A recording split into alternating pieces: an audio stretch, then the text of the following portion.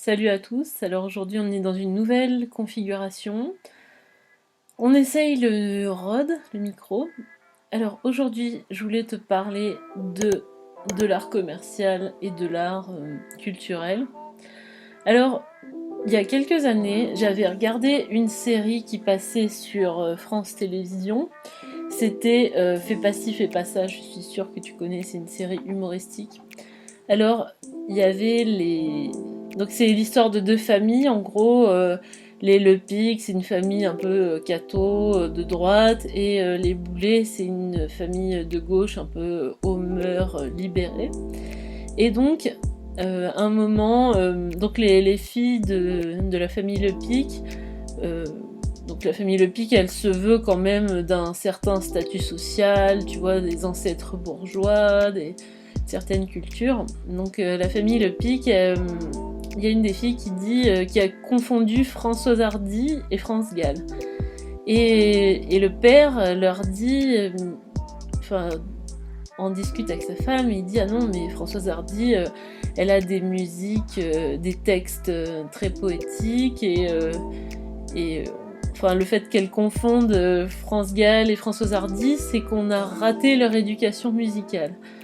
Alors moi ça m'avait beaucoup amusé cette phrase parce que c'est vrai que du coup on a l'impression que ceux qui ont une éducation écoutent un certain type de musique et ceux qui n'en ont pas écoutent on va dire ce qui est commercial, ce qui est facile à produire. Donc peut-être que toi aussi tu t'es posé la question, tu t'es peut-être demandé, enfin, est-ce qu'on doit écouter une certaine musique quand on a une certaine éducation. Tu vois, moi par exemple, quand j'étais aux Beaux-Arts, il y a des, j'aimais certains groupes, certains chanteurs de pop et je n'en parlais à personne.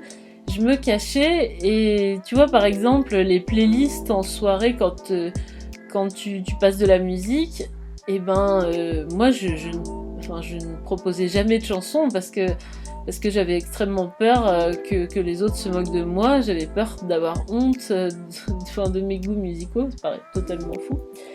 Et du coup, peut-être que toi ça t'arrive aussi, si tu regardes un peu mon papier, peut-être que toi ça t'arrive aussi d'être bah, de te sentir un peu gêné quand t'es dans un groupe parce que tu te dis euh, peut-être que t'es pas assez éduqué, peut-être que qu'on t'a pas bien appris les choses qu'il fallait aimer. En musique, c'est typique, tu vois, c'est souvent très représentatif. Enfin, les gens se font vite ah. Les gens se font rapidement une idée de ta personne à partir de tes goûts musicaux, tu vois. Enfin, est-ce que t'es un beauf qui aime Patrick Sébastien, par exemple, ou est-ce que t'écoutes de la bonne musique, des choses qui sont culturellement supérieures. Donc, moi, c'est vraiment quelque chose que j'ai vraiment. C'est une question que je me suis vraiment posée quand j'étais aux Beaux-Arts. Et surtout, pour te dire, moi, je ne viens pas du tout d'une famille cultivée. Enfin, on m'a jamais appris qu'est-ce qu'il fallait aimer en musique. Du coup, je me suis vraiment formée toute seule. Et mes parents aiment des choses très commerciales. Et enfin, si tu veux, j'ai jamais vraiment été confrontée à ce problème pendant mon enfance parce qu'il n'y avait pas, enfin, on n'a pas cherché à m'éduquer musicalement ou artistiquement selon une certaine, enfin, selon mon statut social en gros, puisque de toute façon j'en avais pas. Et donc, donc si tu veux, moi j'ai relevé quelques attributions par. Alors si tu veux, moi j'ai relevé quelques attributions qu'on donne à un art commercial et un art, donc son opposé, ça serait un art un peu plus culturel. Et donc, par exemple aussi, il y a quelques jours, j'ai écouté l'album de Slimane et Vita, Versus. J'aime beaucoup, j'ai beaucoup aimé cet album. Et j'ai écouté des interviews enfin, sur le lancement de l'album, et il y en avait une sur RTL, il me semble, et les journalistes disaient c'est un album qui est fait pour vendre. Mais enfin, fait pour vendre, parce qu'il y a des gens qui font des... Enfin, il n'est pas fait pour vendre, mais fait pour marcher, tu vois. Donc, on fait des... Il y a quand même une sacrée question derrière tout ça. Donc, on voudrait dire qu'un artiste, il fait sciemment des chansons commerciales, qui fait sciemment un album commercial pour empocher un maximum de sous, pour être hyper riche. Déjà, est-ce que le goût du public se façonne? Est-ce que on sait délibérément ce qui va marcher, ce qui va pas marcher? Et surtout, on a l'impression que ça pose un énorme problème de vouloir vendre son art. Déjà, c'est, oh mon Dieu, si on veut vendre quelque chose de culturel, c'est que ça n'est pas culturel finalement. Et donc, c'est incroyable comme on peut souvent entendre ces histoires de c'est fait pour vendre, c'est fait pour marcher, c'est un film. Les films aussi, c'est souvent le cas. Les films, on dit c'est un film commercial. Donc ça voudrait dire qu'un film commercial, c'est un film qui est pas fait sincèrement dans une démarche artistique. Ça voudrait dire qu'on n'est pas sincère dans ses intentions quand on fait quelque chose de commercial. Et donc, ce qui est commercial, c'est ce qui est fait pour plaire au plus grand nombre. Ce qui est populaire, oh mon Dieu, c'est mal. Hein. Si ça plaît à beaucoup de gens, si beaucoup de gens se retrouvent là-dedans, c'est que c'est pas bien, forcément. C'est mauvais. Et à côté de ça, t'as le culturel, on défend une éducation, comme dans Fais pas ci, fais pas ça. On défend un statut social. Et donc, ce qui serait culturel, bien sûr, ça ne se vend pas, ça n'est pas fait pour vendre. Et c'est quelque chose de rare, quelque chose qui appartient à une certaine catégorie sociale. Alors moi, je dirais que selon moi, il faudrait distinguer quand même l'art contemporain de tout ça, parce que je pense que l'art contemporain, c'est quelque chose qui est purement intellectuel et culturel, et je pense que c'est difficile de parler d'art contemporain commercial, même s'il y a des exemples. Il y a l'arbre de Jeff Koons, par exemple. Enfin, c'est commercial, entre guillemets, si tu veux, parce que Jeff Koons, c'est pas pour autant que c'est pas un artiste avec de la culture derrière sa démarche. Donc, ce qui serait culturel, ce serait quelque chose de difficile d'accès. Par exemple, la variété France Gall, c'est pas culturel. Et puis t'as aussi différentes échelles, tu vois. Pour certains, Françoise Hardy, ça sera culturel, ce sera des paroles hyper bien écrites. Et puis, quand tu vas dans d'autres strates de la société, dans d'autres catégories sociales, Françoise Hardy, c'est déjà commercial, si tu veux. C'est là aussi où c'est un peu rigolo. Et donc moi, ce que je pense de tout ça, c'est que finalement, un artiste, à mon avis, jamais il ne va décider de faire un art commercial ou non, puisque c'est finalement beaucoup plus une histoire de public. Et le but d'un artiste, selon moi, c'est de toucher son spectateur. Donc, il peut le toucher de différentes manières.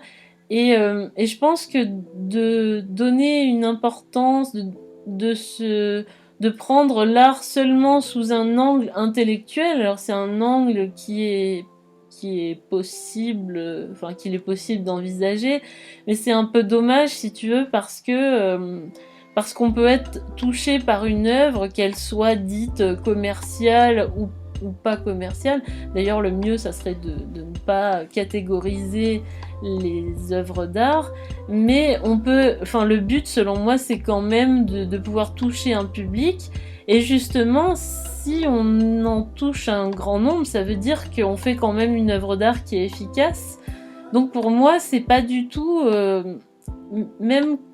on fait une œuvre d'art, après elle peut être jugée de commerciale ou pas commerciale, elle peut être jugée d'intellectuelle pas assez culturelle, pas assez en gros, elle nous apprend des choses où elle nous en apprend pas, elle nous fait découvrir des choses où elle nous en fait pas découvrir. Mais ceci dit, c'est toujours une œuvre qui a été faite, qui est faite à mon avis sincèrement, tu vois, c'est pas parce que, enfin Slimane et Vita, c'est deux artistes qui sont connus, qui passent à la radio, c'est pas pour autant que leur album n'est pas sincère, à mon avis, c'est pas pour autant que leur démarche de faire une œuvre artistique n'est pas valide.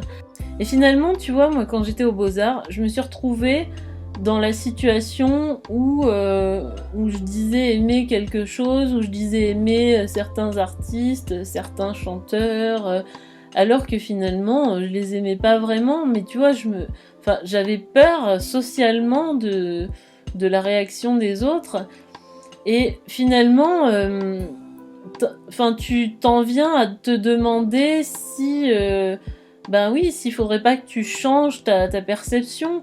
Mais au fond, souvent, enfin, quand j'étais dans les ateliers, souvent j'ai des connaissances qui écoutaient des chansons aux Beaux-Arts. Et ces chansons-là, c'était du Edith Piaf, des choses qui sont culturellement validées et enfin qui sont commerciales, oui et non, c'est un peu commercial, mais c'est quand même bien vu, c'est quand même assez intellectuel, assez de qualité si tu veux. Donc finalement ces personnes-là, elles se risquent pas vraiment dans des choix audacieux de nouveaux artistes, de nouveaux films. C'est souvent des choses qui ont déjà été validées par la critique, et c'est pareil pour les films, tu vois.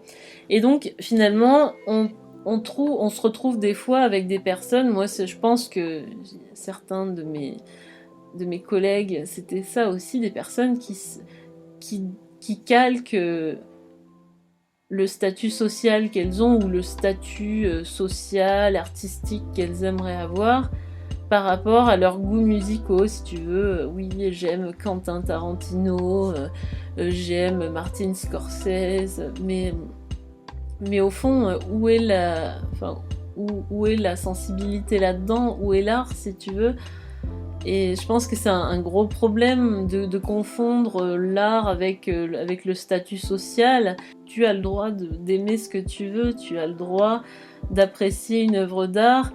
Et moi j'aime bien aussi, quand je vais dans un musée d'art contemporain, pouvoir regarder les œuvres sans forcément faire des interprétations, lire la bio de l'artiste, essayer de comprendre quelle est l'importance de cette œuvre par rapport à l'œuvre d'avant. Tu vois, je pense qu'il faut se détendre aussi par rapport à tout ça, et que finalement, bah, une œuvre d'art, elle est là pour exister, pour toucher un public. Elle n'est pas là pour qualifier une personne de culturelle, d'éduquée.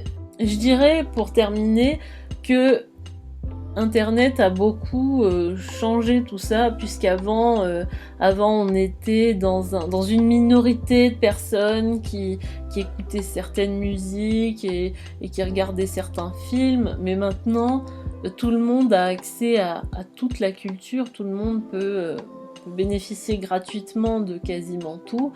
Et maintenant, on a un peu moins cette élite culturelle et enfin ces catégories de gens qui se croient supérieurs aux autres parce qu'ils écoutent une musique cachée, une musique plus confidentielle. Alors moi, tout ce que je peux te dire, c'est que toute œuvre d'art est sincère, et que finalement, il n'y a pas vraiment de... Enfin, tout ça, ça n'existe pas, c'est simplement le rôle qu'on veut se donner dans une société, dans un groupe. On utilise tous les attributs, si tu veux. Pour avoir l'air d'être riche, on met une Rolex. Pour avoir l'air d'être cultivé, on met du Balzac et du Zola et du Maupassant dans sa bibliothèque. Et pour avoir l'air d'être d'une bonne éducation, d'un bon niveau intellectuel, on dit écouter certaines musiques. Je parle même pas de Mozart, de la musique classique, hein, mais même on dit écouter de la chanson française, ou de la chanson hyper confidentielle. Et si toi c'est pas ton cas, si toi clairement tu n'aimes pas ça, et que tu aimes des choses commerciales, et ben dis-toi que tout est art, que tout le monde a le droit d'aimer des choses différentes, et c'est pour ça aussi que, enfin c'est là, on est dans un monde libre culturellement, chacun peut s'exprimer comme il veut, et surtout ne te borne pas à ces limites-là, ne te borne pas à ce que te font croire les autres sur le niveau qu'il faut prétendre avoir. Alors à l'université, en thèse, c'est encore pire, hein. Si t'as pas lu certains auteurs, c'est vraiment pas la peine d'ouvrir ta bouche, mais dis-toi bien que tout ça c'est totalement superficiel, et que chacun peut aimer ce qu'il a envie d'aimer, et surtout n'aie pas honte de tes goûts musicaux. Voilà. Alors, si tu me connais pas encore, donc j'aide les créatifs à surmonter les blocages qui les empêchent de créer, et je leur propose de développer leur propre méthode basée sur l'intuition créative. Et si tu veux avoir des réductions sur mes formations, d'avoir un conseil par semaine sur la créativité, je t'invite à laisser ton email, c'est le premier lien en barre d'infos. Je te dis à demain pour le prochain jour du défi. Salut!